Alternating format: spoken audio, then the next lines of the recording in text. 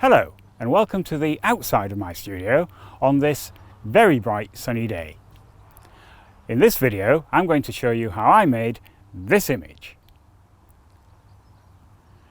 Now this isn't so much about equipment as noticing the details in your environment. Now I'm in what amounts to our vegetable patch, which is just out the back of the studio. And there's all sorts of things here which could feasibly make a picture.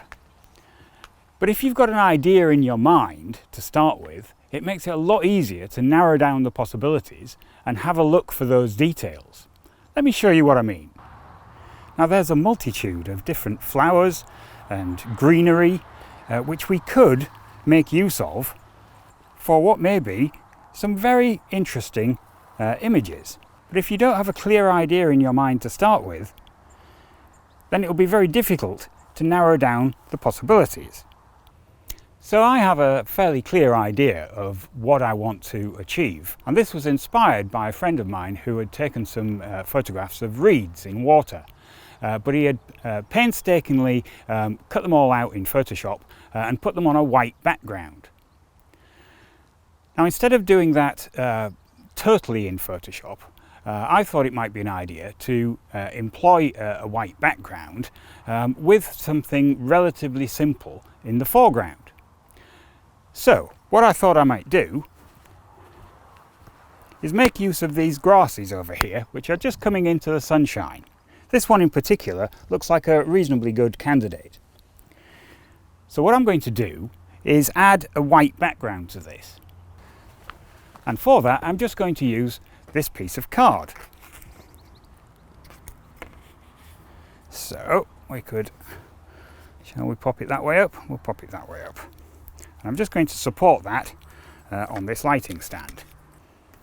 I'm going to get the bottom of the card fairly close to the plant, like so. So now I have a nice white background which will get rid of all the distracting background. So if that is shot from somewhere around here, that should work reasonably well. Okay, so having set up the background there, next thing to do, just take a few pictures of the plant. Now I'm just going to set up the camera in full manual mode because with a predominantly white background like this, your auto exposure is invariably not going to be that accurate. So if we just use the camera's meter as a guide, so at 100 ISO and f8 as an aperture, the meter in the camera is telling me I want 160th of a second. So if I just take a picture as a test, just check that on the back. Yeah, it's okay, it's probably about half a stop under where I want it. So I'll just adjust the shutter speed down to maybe 100th of a second. I am going to be hand holding this, so it might be a better idea if I pop the shutter speed up a little, but just increase the ISO to 400 to give me a bit more leeway. So with that set, we'll just give that another test. There we go. That's possibly a little burnt out, so I could actually just go up a little. About there. Give that another test. Yeah, that's about right. So having got the exposure right in the camera, what I'll do now is just take a few pictures, and I want to get on the same level or close to it as the plant. So make sure the focus is good, and off we go. I'll take one or two of those.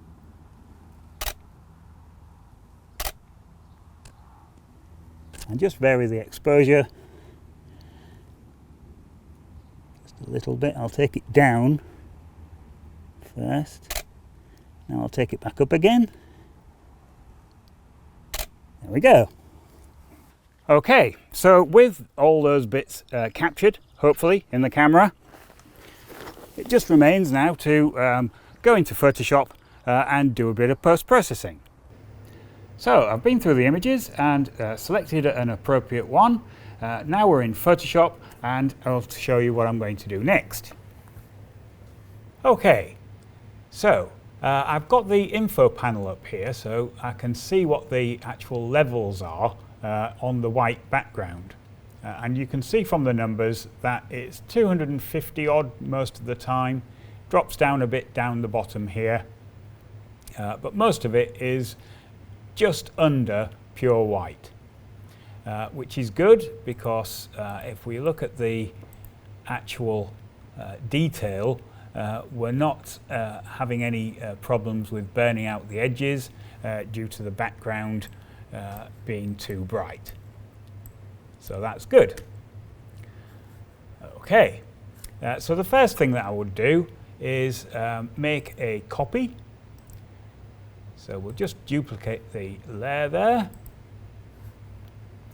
Then I can work on this copy and should I need to, I can always go back to the original background without having to reload the image.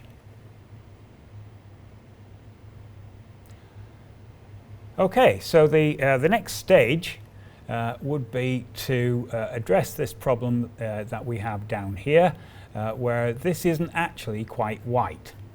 So what I'm going to do is just add an adjustment layer, just a levels adjustment layer like this one. And I'm just going to use the white point picker here just to pick this area down here, like so, which will then set that as the white point. So what it's actually done is burnt out these bits at the top here, but the bit at the bottom has now been taken back to white again, as you can see from the numbers 255. But don't forget, that was an adjustment layer, therefore it has a mask. And as with all masks, you can then manipulate which parts of the image are actually affected by it. So by painting black with a relatively large brush, if I just make that quite soft and quite big, I can then paint in the top part of the image again. Go. So by doing that, I've maintained the quality of the image at the top, and yet I still have very close to pure white down the bottom, which is what I want. These edges just look a little bright. Let's just see if we need to do anything about those. No, I think that's okay. That should be fine. Okay, so having made that adjustment, what I would like to do next is just sort out this bit down the bottom here where we have the join of the card with the stone, the gravel of the path which this was growing up through. Now the way I'm going to do that is if I actually click on that layer, this is the layer that we're looking at, remember. You can't see the bottom one because this one's in the way. We can use the select tool up here to make a range selection. It says color range, but it's actually can be used as a luminance range. So what you need to do if you've brought this up is just make sure that you've got localized color clusters selected. You need that to be selected because that will make contiguous selections. It adds everything together. Then by fine-tuning the fuzziness, which is the amount it's going to do really, and the range, which is the quality of the result, you should be able to pick a point that is actually going to partly solarize the ground down here. Oh yes, you also need to make sure that you've got an inverted selection. Then you click on that, and that will give you the marching ants, but we don't want to use that as a selection, we want to use it as a mask. So with that set, if you then add a mask, it will put this selection in the mask for you. So I'll do that, and apart from this looking a little bit funny, you can't actually see any difference. So in order to make that bit, what I've just done, make sense, what you actually need to do is add another layer. So if I add a layer and just go to black and white here and choose pure white and fill that layer, make sure that's the layer that's selected, just with white, like so. There we are. And I now put that behind the mask that we've just made. You can now see that this has more or less solarized the bottom here, which is what I want. But don't forget, it's actually just a mask. So I can manipulate that mask. So what I'm going to do is just zoom in quite a long way. So I'm at 200% now. And what I can do is just paint out all the various bits that I don't want and just paint it into the white bits on the ground. I'll show you what I mean. So if I select a paintbrush and we go for a relatively small paintbrush, but I don't want it soft. Somewhere in the middle would do. There we go. So I'm just painting black. So if I add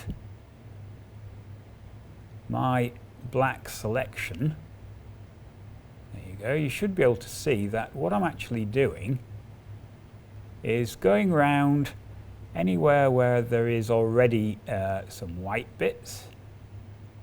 I'll leave that part of a leaf in there. I'm doing this quite quickly, you could take some more time. Get rid of that. There we are. And don't forget, this being a mask, you can go in both directions. You can switch back to painting in white if necessary. Because don't forget, I'm not actually painting on the image, I'm painting the mask. There we go. I'm just adding this to the previous mask just to give a better horizon line. There we go. So now we've done the detail-y bit, we can actually make the brush a bit bigger.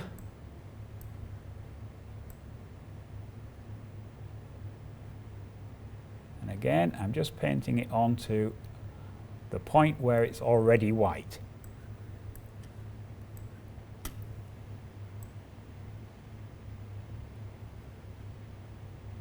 So, now if I just zoom out,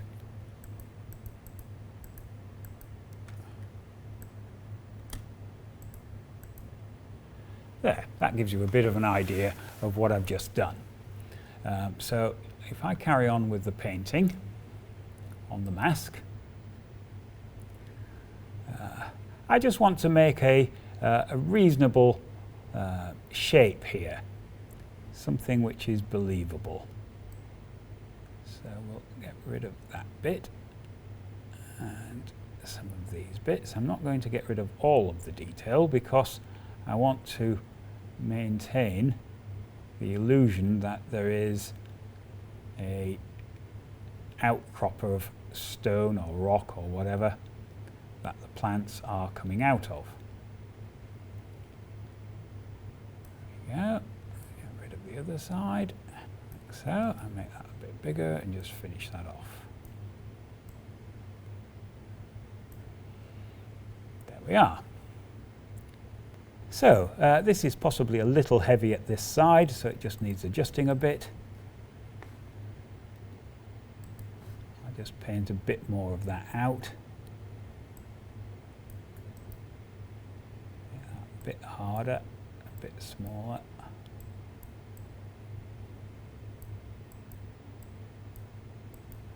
So, there, that's better. Okay.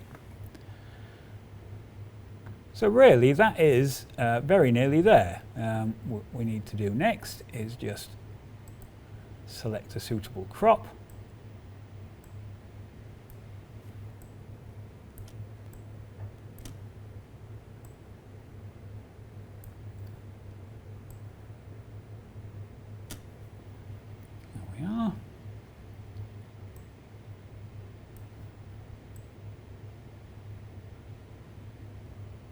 Yeah, maybe.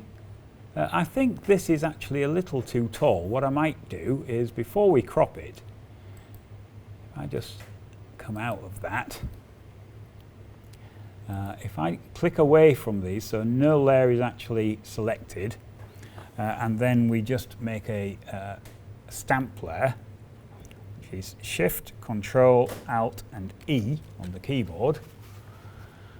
We'll make a stamp layer, which is a conglomeration of everything which is below it. And then what I can do with that is, if I go to Filter, and come down to Liquify, using a reasonably large brush, I'll just pull that back into shape a little. So we'll just bring that bit down and possibly bring those bits down a bit as well. I don't really want to change the shape much. I think I'm quite happy with the shape. I might just bend that out slightly. There we go. And we'll click on OK.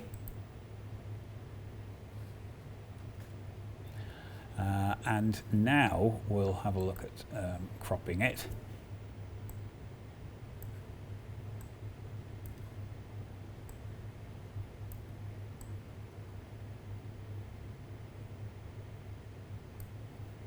There we are, that's better.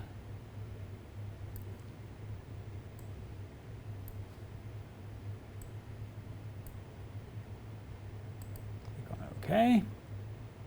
And there we have it. And considering what it was when we first started and what we have now, I think that is quite a transformation.